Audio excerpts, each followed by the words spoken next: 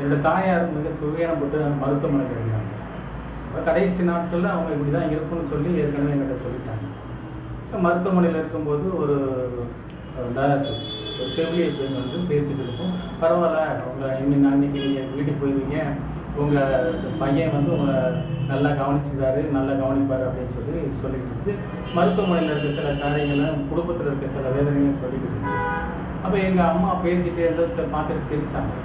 என்னம்மா சிரிக்கிறீங்க அப்படின்னதும் உடனே ஒரு பாட்டு பாடினாங்க.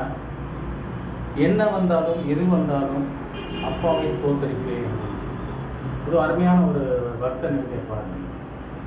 என்ன வந்தாலும் எது நடந்தாலும் அப்பாவை ஸ்தோத்தரிப்பேன்.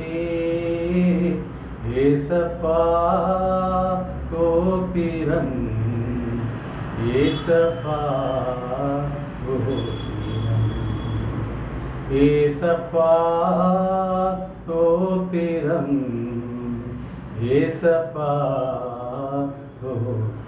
எந்த சூழ்நிலை வந்தாலும் ஆண்டவரை நம்ம விட்டு கொடுக்கக்கூடாதுன்னு அந்த பாடம் மூலமாக அந்த அருமையான மகளுக்கு எங்கள் அம்மா சொன்ன காரியம் எனக்கு ஞாபகத்துக்கு வருது. அதே போல் உங்களுக்கு எந்த வித சூழ்நிலை வந்தாலும் நீங்களும் வந்து அதை நன்றி செலுத்தி ஆண்டவருக்கு, ஆண்டவரே இந்த சூழ்நிலைக்காக நன்றி, ஆண்டவரே இதிலிருந்து எனக்கு விடுதலை கொடுங்க கேட்பீங்கன்னு சொன்னால் கண்டிப்பாக நிச்சயமாக ஆண்டவர் அதிலிருந்து உங்களுக்கு ஒரு விடுதலை கொடுப்பார்.